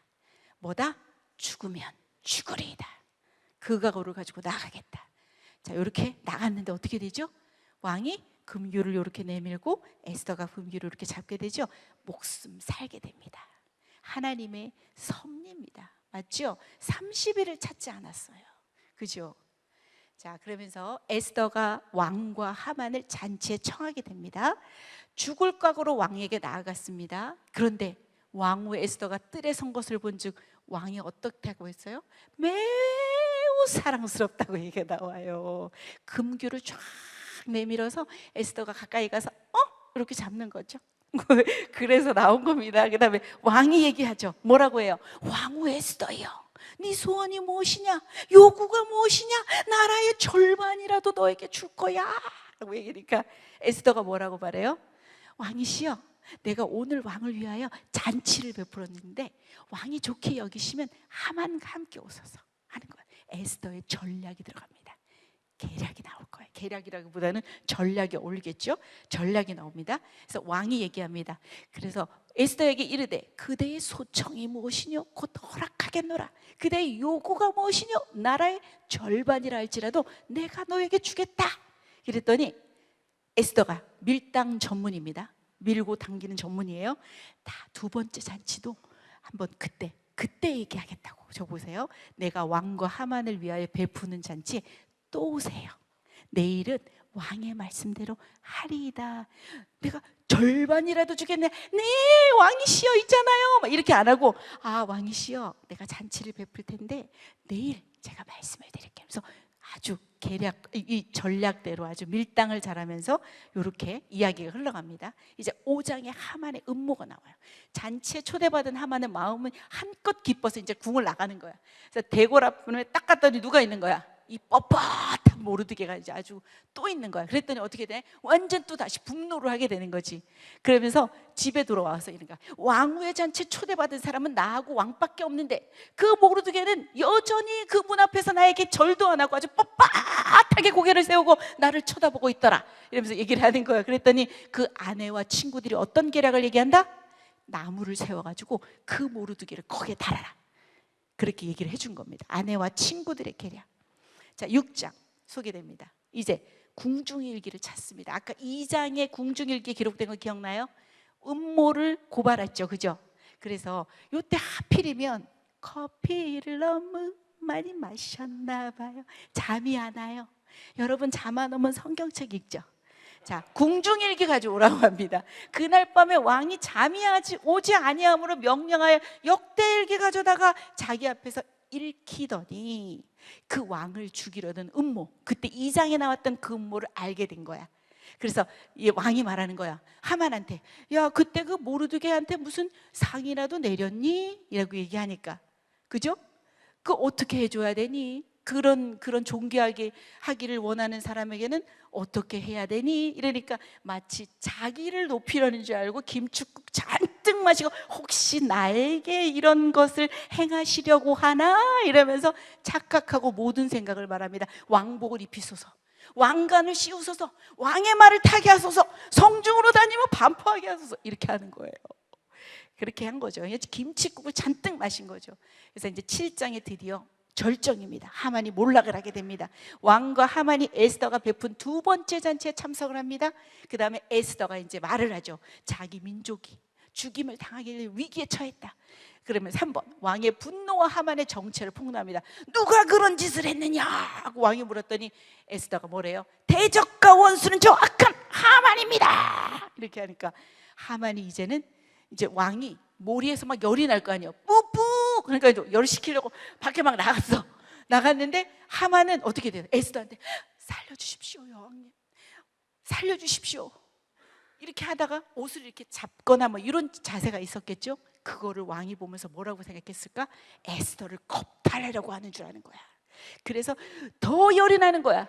그래서 하만은 자기가 모르드게를 죽이려고 장대에 달려고 장대를 그 준비를 했는데 거기에 누가 달리게 된다? 하만이 달리게 되는 겁니다. 지께에 지가 넘어지는 겁니다. 대적과 원수는 저 악한 하만입니다. 자, 8장에 그래서 유다인을 위한 조서가 반포가 됩니다. 그래서 이 하만의 집과 지위는 모르드게에게 전부 다 넘어가게 됩니다. 왕의 조서는 함부로 고칠 수는 없습니다. 법령으로 이렇게 반포가 되기 때문에요. 근데 새 조서 얘기가 나와요. 요거를 이제 제대로 방어를 하고 새로이 조서를 내릴 수 있는 권한을 주게 됩니다. 그래서 대적을 치도록 할 수 있도록 해줍니다. 그래서 3번, 기쁨과 축제입니다. 수산성과 온 나라의 유다인의 기쁨과 즐거움이 퍼지고 요것들이 부러워가지고 유다인이 두려워서 유다인이 되기도 하였다고 나와요. 그래서 9장에 유다인의 승리와 부림절이 제정이 됩니다. 부림이 뭐래요? 부르해서 제비 뽑는 거예요. 그래서 하만이 유다인을 학살한 달과 날을 제비 뽑아 결정한 거다.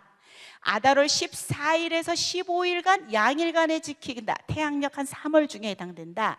기쁨과 잔치, 이웃에게 선물과 구제를 베푸는 날로 정한다. 에스더와 모르드게의 권위로 공식적으로 정한다. 그래서 유다의 명절 부림절에 실제로 에스더를 낭독을 합니다. 그래서 막 읽다가 하만 이름이 나오잖아. 그러면 하만 이러면 막 이러거든. 유대인들 근데 우 이런대요. 하만 우 이런대요. 그 얘기가 나오더라고요. 그래서 그 에스더는 언제 읽는다고요? 불임절에 에스더서를 읽습니다. 자, 그래서 10장에 바로 모르드게의 영광으로 끝이 납니다.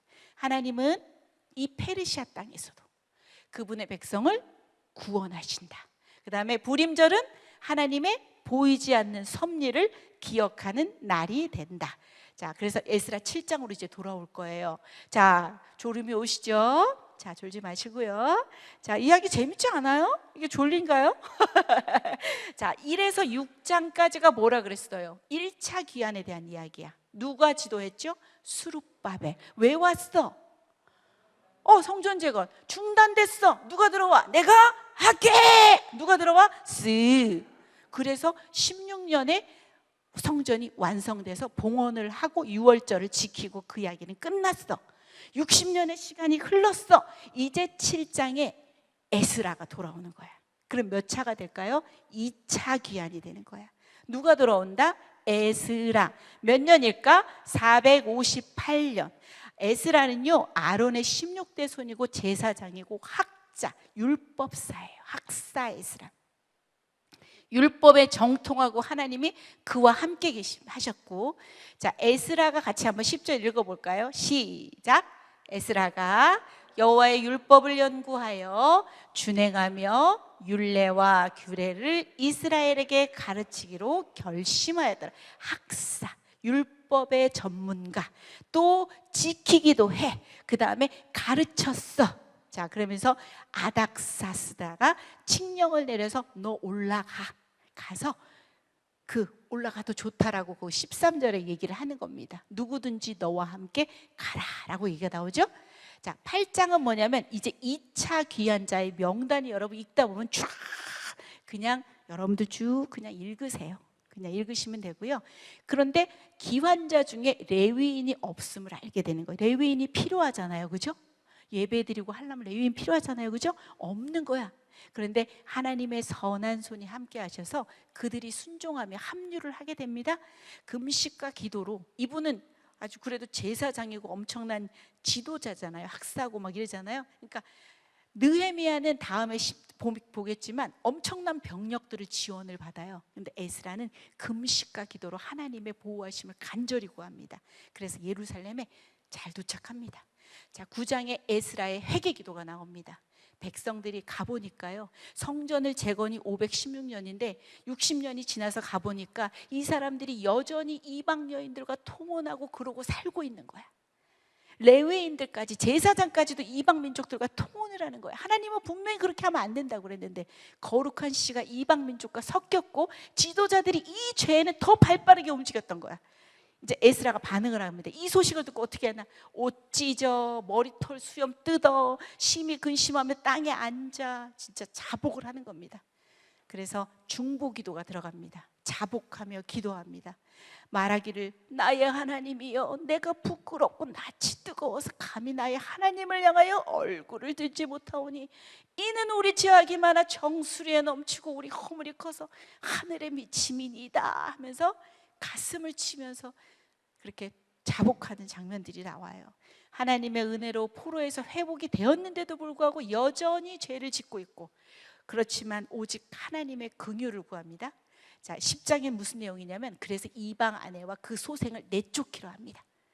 자, 회개의 확산이 일어나서 백성이 함께 울며 회개를 하고, 이번에 스가냐라는 사람이 이제 결혼 문제를 해결하자고 제안을 합니다. 그다음에 3번, 에스라가 제사장, 레위 사람들, 이스라엘 백성에게 이방 아내와 자식을 내보내기로 맹세하게 하고, 명령을 따르지 않으면 재산을 몰수하고 공동체에서 끊어질 것이다 경고도 하고, 3개월 동안 철저한 조사와 정리가 이루어지고 이방 여인을 맞이한 자 명단을 기록하며 에스라 10장은 끝이 납니다. 그게 끝이에요? 진정한 회개는 실천을 요구합니다. 우리에게도 마찬가지입니다.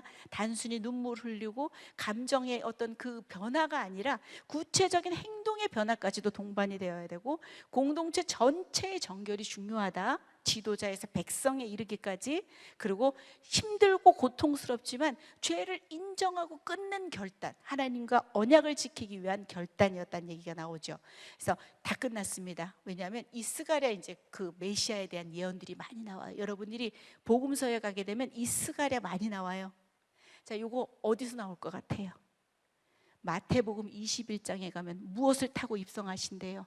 완전히 하얀 왕의 준말을 타고 입성하는 게 아니라 뭘 타고 입성하신다? 나귀 새끼를 타고 온다. 그분은 어떤 왕이시다? 겸손한 왕이시고 그분은 평화의 왕이시다. 요게 스가랴 9장 9절. 외우기도 쉽죠? 스가랴 9장 9절. 요거 바로 마태복음의 예언이 성취됩니다. 그 다음에 11장에 가면 은 30에 예수님이 팔리죠, 그죠? 요 이야기도 스가랴에 나옵니다. 그래서 토기장의 이야기도 나오고, 이게 바로 스가랴 11장의 12절, 13절 이렇게까지 다 이어지면서 은 30에 대한 이야기도 나와요. 요 이야기는 또 어디서 또 성취가 될까요?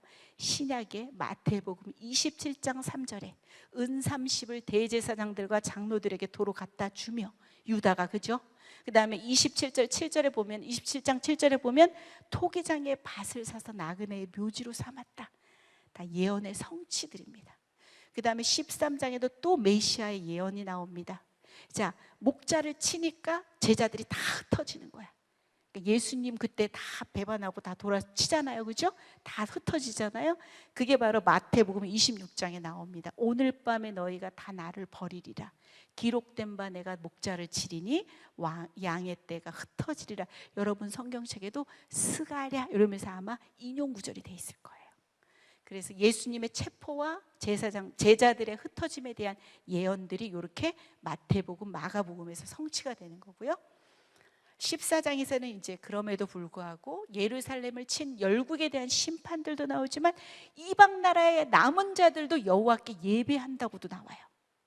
그리고 회복에 대한 메시지를 여기는데, 이 말방울까지, 목에 닿는 말의 말방울까지도 여호와께 성결이라 기록될 것이라 그러면서 모든 솥이 제단과 주발과 다름이 없을 것이니, 이러면서 그날에는 여호와의 전에 가나안 사람이 다시 있지 아니하리라 하면서 심판과 회복에 대한 메시지가 있는 거예요.